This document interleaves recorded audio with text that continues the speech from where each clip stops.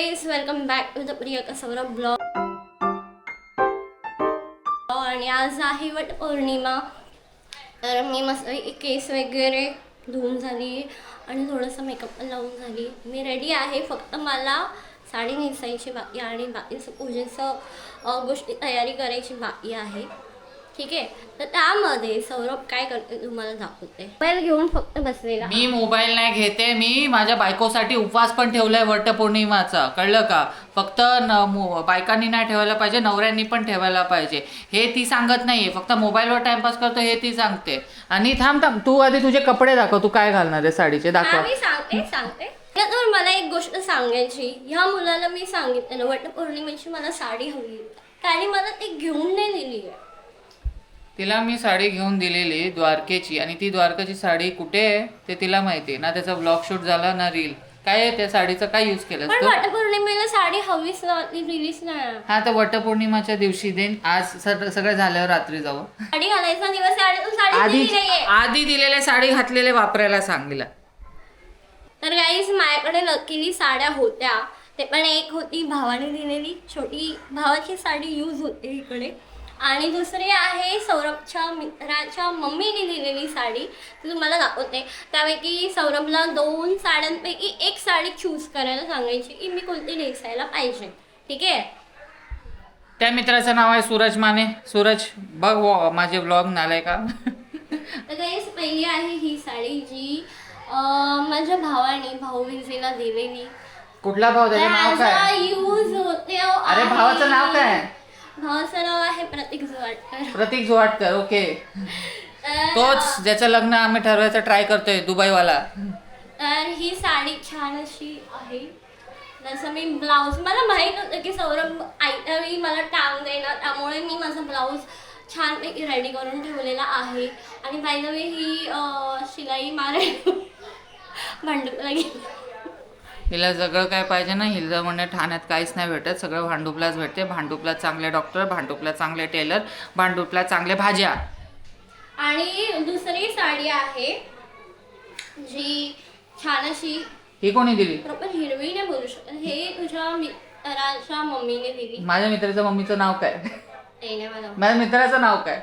तुझ्या मित्राचं नाव आहे Suraj Maan. Oh my god, Suraj second time नाव आहे. मला नाही का व्लॉग बघ.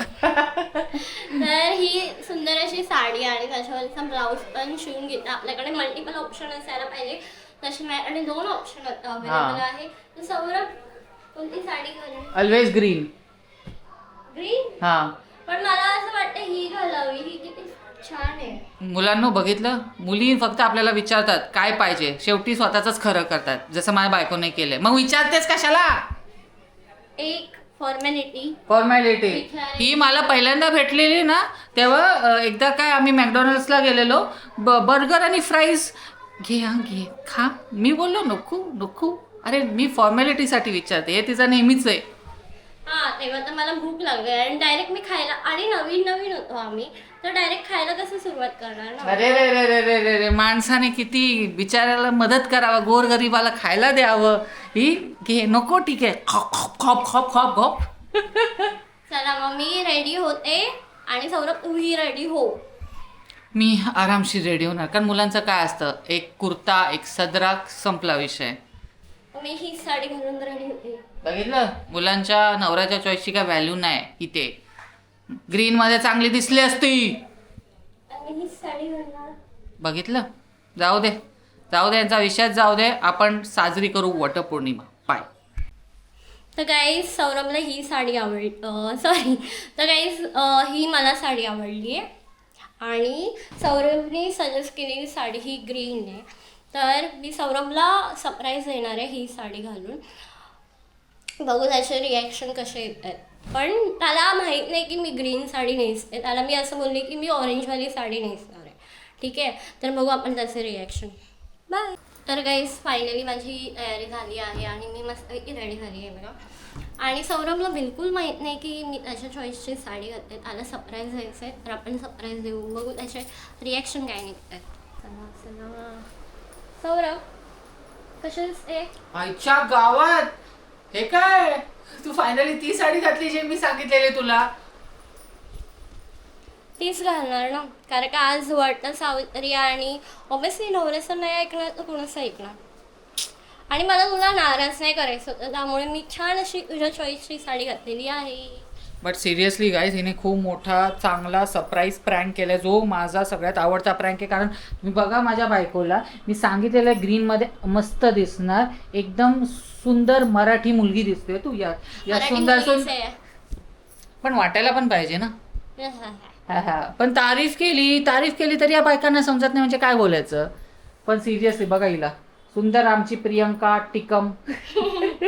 पण खरं गाईस मला खूप आवडलं, प्रियंकाने मला असं गोड सरप्राईज दिला.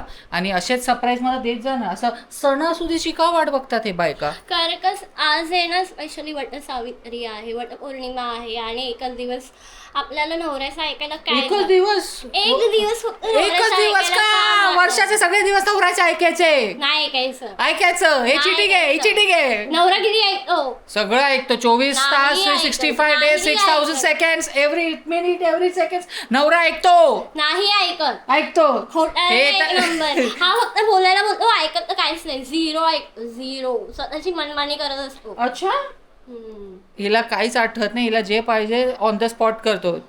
हो, ऑन द स्पॉट नाही करत. ऑन द स्पॉट काय? तुला ऑन द जे स्पॉट फक्त फिरायचे प्लॅन होतात, बाकी काही ऑन द खायला प्यायला साडी ते साडी सगळं. तर वटपौर्णिमेची दिलीच नाही आणि मी याच्या मागे लागलेली की सौरभ मला गाईज आता हा ब्लॉग पूर्ण बोलताय ना 3-4 तासाचा चालेल जर हा टॉपिक निघाला साडीचा. खरं बोलतो मी वटपौर्णिमेची साडी तुम्हाला. कुठे आहे? हा, कुठे आहे वटपौर्णिमेची साडी? आधी गुजरातला दिलेली साडी घाल. थँक्स टू सूरजची मम्मी, साडी आहे म्हणून घातलीये. सूरज तिसऱ्या वेळा नाव घेतलंय ब्लॉग बघा मी. तर गाईस फायनली मी रेडी झालेली आहे आणि हे बघा माझी तयारी. ही पूर्ण पिशवी घेऊन जायची आहे वृंदावनला. तिकडे आहे वडाचं झाड, आम्हाला भेटत नव्हतं, पूर्ण सगळीकडे फिरलो पण फायनली वृंदावनला एक वडाचं झाड भेटलेलं आहे आणि ही पिशवी घेऊन तिकडे तयारी करणार आहे. आणि सौरभ बिझी आहे कारण का तुम्हाला माहिती आहे सोमवार आहे आणि वर्किंग डे आहे, त्यामुळे. तर मित्रांनो तुम्ही बघू शकता इथे प्रियंकाची हालत बघा, पूर्ण घामाघूम झाली आहे. आईच्या गावात कारण का मी खूप चाकूने घाम पुसते ही बाई. गाईज चाकूने घाम पण पुसते. बरं झालं की या शॉपच्या इकडे चेअर्स होता, हा आणि हे माझी बघा हालत होती. आणि हे बघा गाईज ताट सजवायची तयारी करू शकता गाईज. तिथे आता वडाचं झाड आहे आणि आता इथे प्रियंका गोल फिरणार आहे. मला असं वाटतं सगळं हळूहळू निघून जातं आणि मी शेवटी जाणार आहे. हो काय करणार, माझं वर्किंग पण आहे सो आम्ही लेट आलोय. काय करणार, काय नाही देर से सबर का फल मीठा होते. सो गाईस चला आता आपण जाऊ आणि प्रियंकाचं थोडं शूट करू गोल फिरवताना.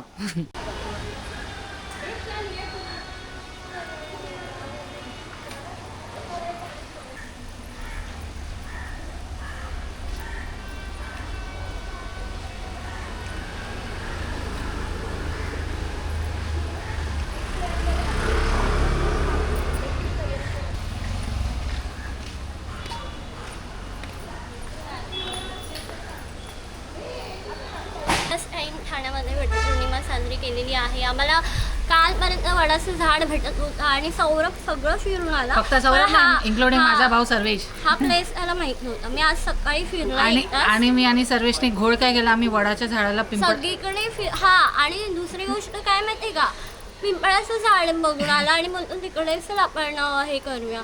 म्हटलं हे पिंपळाचं झाड आहे, वडाचं नाही आहे. तर गाईज जरा थोडंसं खाली बघू नका, थोडं वर पण बघा वडाचं आहे का पिंपळाचं आहे पहिली खात्री करा आणि मगच फेरा मारायला जा, नाही तर तुम्हाला दिसते धागे आता दोरे. आम्ही मुलं आम्हाला कसं माहित कुठलं वडाचं कुठलं पिंपळाचं. आणि मला बोलतो अरे 2-2 भेटले 2-2. आणि म्हटलं दोघे अरे पिंपळाचीच निघाले. आणि हा जो पाठी बघताय तुम्ही वडाचा झाड, आणि आता आम्ही शूट केलं ना जिथे वडाच्या झाडाच्या इथे, तो आम्ही बघितलंच त्याला नाही. म्हटलं फांद्या लटकलेल्या असतात अशा, मला बोलता वडाचं झाड बघून घे व्यवस्थित. ओ बाबा नेक्स्ट इयर पासून इथेच करायचं बाबा. पिंपळाच्या झाडाला अशा फेरा मारून भूत मागे लागली. माझी आईला मी सांगितलं ना की मी आणि सर्वेश पिंपळाच्या झाडाला वडाचं झाड समजलं, तिच्या तोंडातून शब्द आला काय रे बाबा काय तुम्ही मुलं.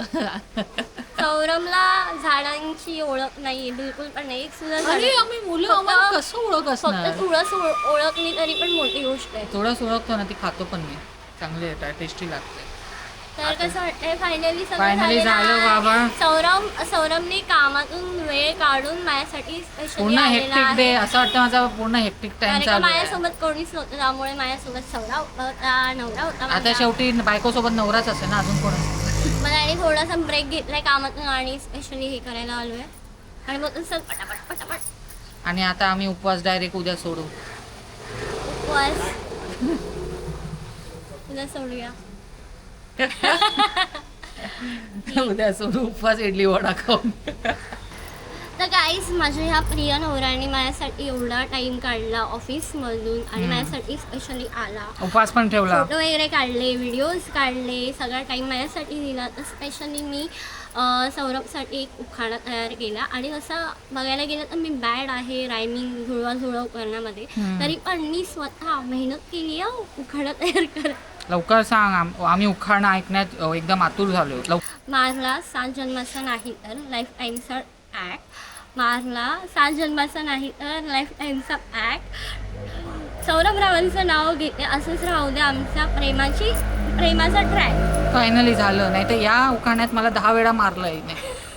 10 वेळा म्हणजे व्ह्युअर्स आणि माझी आई पण बोलेल, तुला उखाणा घ्यायचं माझ्या मुलाला मारायचं आहे. पण मी सगळ्या गोष्टी विसरते, पण एवढी नाही, हे आठवण मला राहिली उखाणा मोठी गोष्ट आहे. खूप स्वतःहून चांगला उखाणा घेतला. थँक्यू माझ्या बायकोने.